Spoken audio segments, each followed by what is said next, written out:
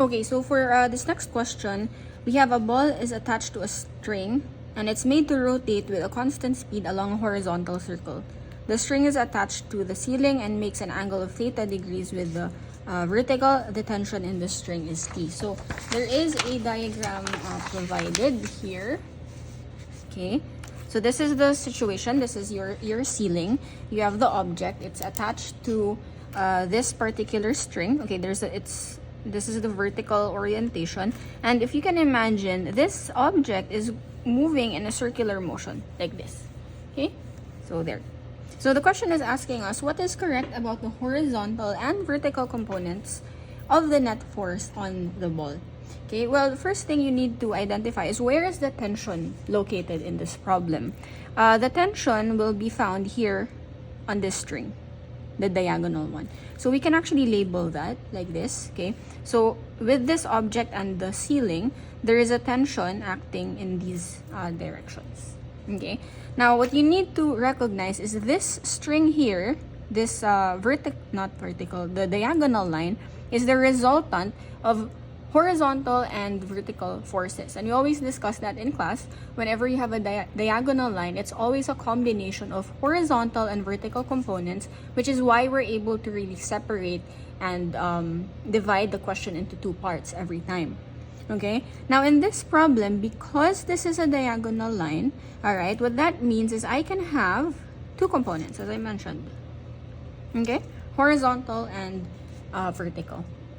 Now, before identifying anything, which is cosine, which is sine, and all of that, okay, if you try to understand, okay, or figure out what do you think makes sense in terms of vertical components. If you understand the situation, this ball is moving in a circular motion. But is this object moving up or down? Does it say anywhere in the problem that this object moves up or down? No, right? Vertically, it's not changing, okay? It's just moving in a circle, but it's not going up nor is it going down. Therefore, immediately you should be thinking in terms of the vertical component, it must be 0. There should be no vertical component because again, this object is just moving in a circle, but its height relative to the ground, if you will, is constant. Therefore, the vertical component would be 0, and so you're really only left with either C or D if you were to narrow down what answer you would choose. Okay, now the question is, how do I know whether this is going to be T cosine of theta or T sine of theta? Okay, well, I'll tell you now that this arrow pointing up is actually your T cosine theta. And this here is your T sine theta. Okay, now you might be wondering why that would be the case. Isn't it the horizontal always going to be cosine and the vertical always going to be sine? Well, please remember our lesson in class wherein we had to flip the cosine and sine because your line, okay, was a diagonal line, if you remember that. Okay, another way to think about it is why would this here be sine? Because if this were to be my reference angle, okay, what would be the trigonometric identity to get this side over here? It will have to be the sine, okay, because sine is opposite over the hypotenuse, which in this case we have provided that this is the tension.